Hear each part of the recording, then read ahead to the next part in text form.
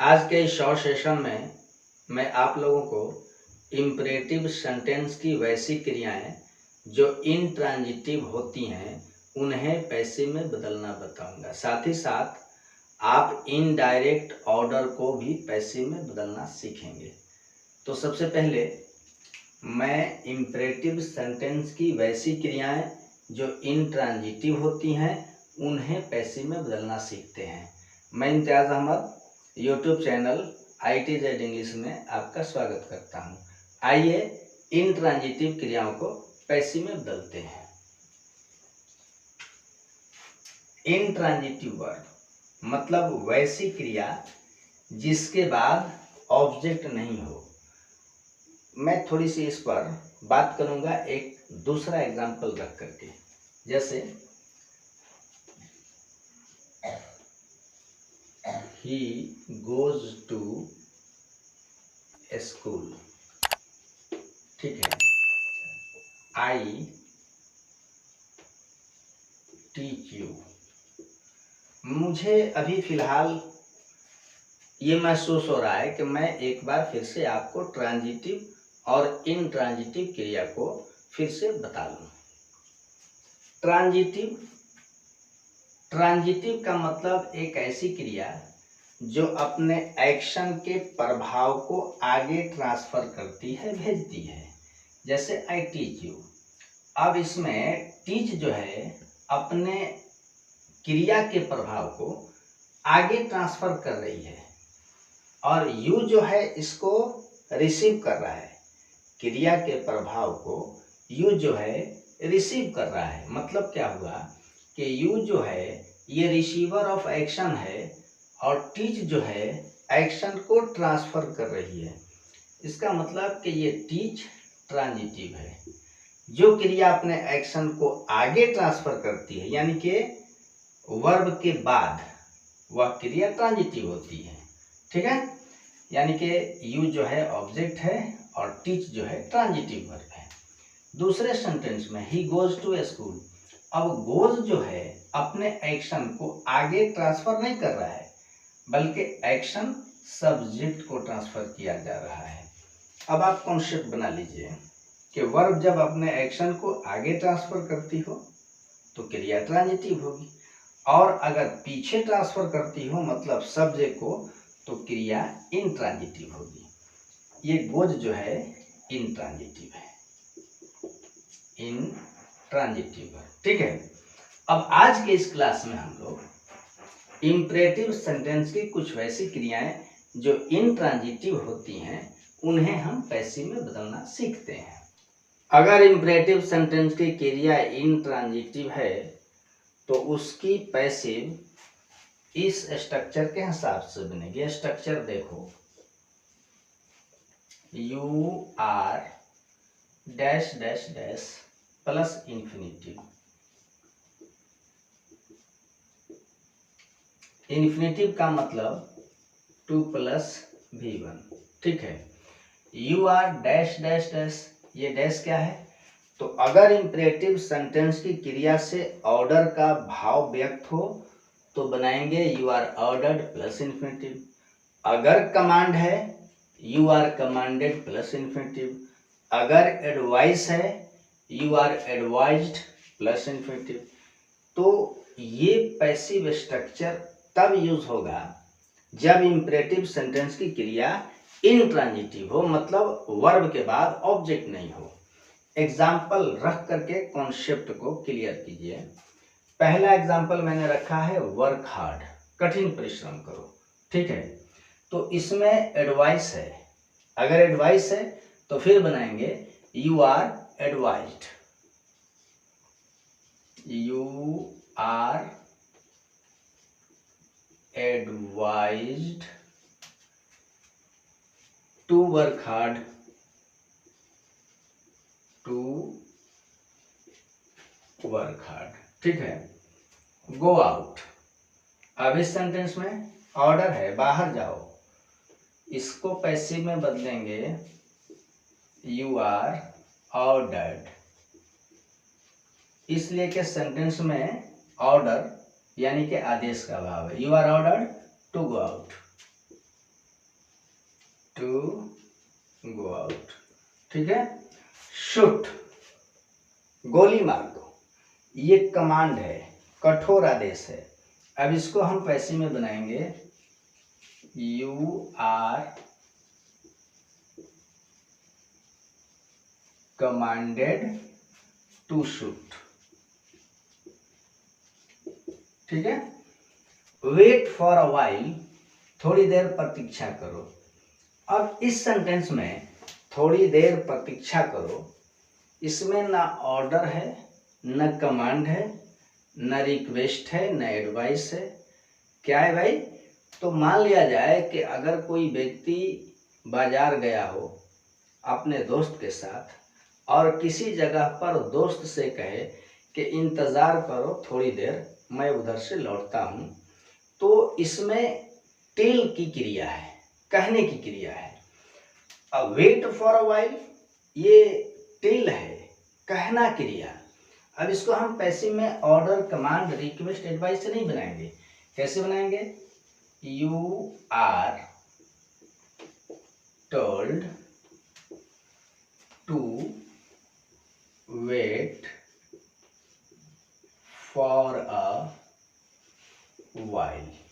ठीक है, ऐसा हम तब करेंगे, मतलब टोल्ड का प्रयोग तब होना चाहिए जब इम्परेटिव सेंटेंस से स्पष्ट नहीं हो कि सेंटेंस के अंदर ऑर्डर, कमांड, रिक्वेस्ट, एडवाइस क्या है। जब समझ में नहीं आता हो कि ऑर्डर, कमांड मतलब क्या है, तब जाकर के हम इसको टेल की क्रिया मानेंगे। बनाएं कैसे? You are told to wait for a while. ठीक है, इम्परेटिव सेंटेंस की वैसी क्रियाएं जो इंट्रांजिटिव होती हैं, उनका पैसिव इस प्रकार से बना करता है। ठीक है, आइए सीखते हैं इम्परेटिव सेंटेंस के इनडायरेक्ट ऑर्डर और कमांड को पैसिव में बदलना। सबसे पहले यह समझा जाए कि इनडायरेक्ट ऑर्डर या इनडायरेक्ट कमांड क्या बोला है। ठीक है, इसको समझने के लिए मैंने एक डायरेक्ट नरेशन का सेंटेंस रखा है। ठीक है, अब देखिए, ही सेड टू मी, उसने मुझसे कहा, शट द डोर, दरवाजा बंद कर दो। तो ये ऑर्डर है, और कैसा ऑर्डर है?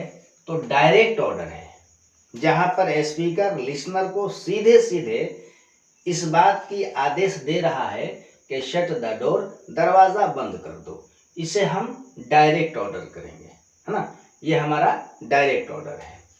अब इसे हम इनडायरेक्ट नरेशन में बदलते हैं। He ordered me to shut the door।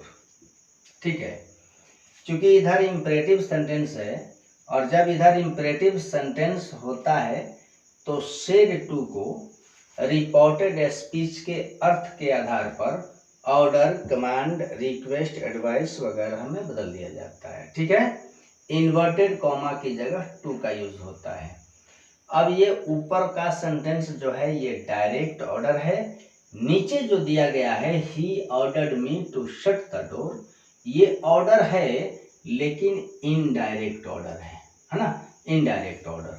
अब इसी क्रिया को हमें पैसिव में बदलना है। तो सबसे पहले ऑर्डर्ड जो है ये आपका वर्ब है, मी जो है ऑब्जेक्ट, ही जो है सब्जेक्ट है, टू शट द डोर ये कॉम्प्लीमेंट है। ठीक, अब हम इसको पैसिव में बदलना सीखते हैं। मी इधर आकर के क्या बनेगा? आई, सब्जेक्ट हो जाएगा। ऑर्डर्ड ये वर्ब का सेकेंड फॉर्म है, मतलब टू बी से हमें वाज या वर लेना होगा, तो आई के अकॉर्डेंस वाज। ऑर्डर्ड यहाँ सेकेंड फॉर्म में है, अब इसे हम थर्ड फॉर्म में रख देंगे। I was ordered to shut the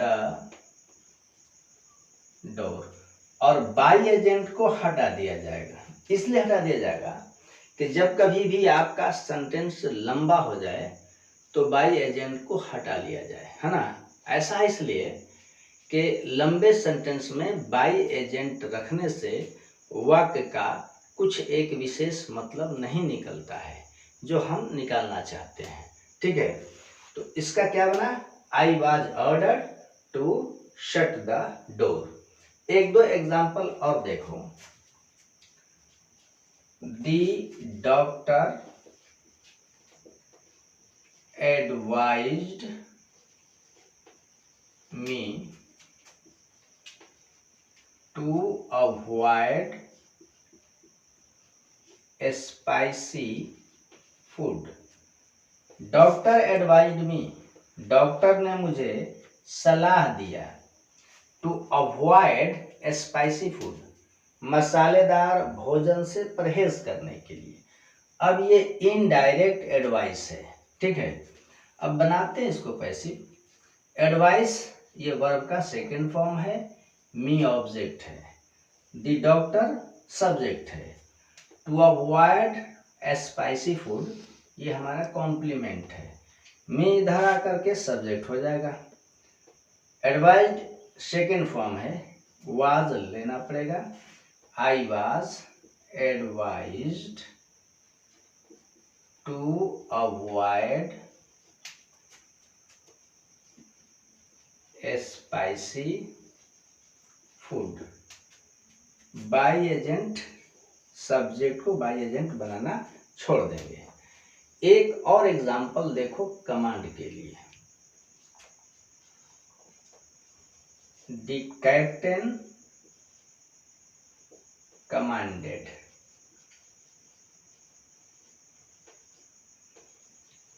the soldiers, sorry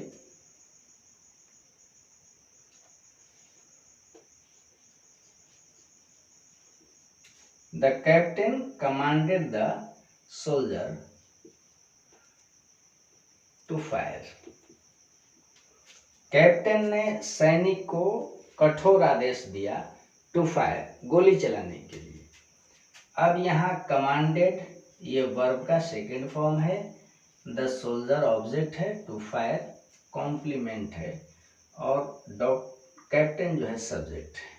ठीक है, अब द सोल्जर इधर आकर के सब्जेक्ट होगा, the soldier was commanded to fire. The captain by agent से हटा लिया जाएगा, the soldier was commanded to fire. इस तरह से आप इनडायरेक्ट ऑर्डर, कमांड, एडवाइस वगैरह को पैसिव फॉर्म में आसानी के साथ बदल सकते हो।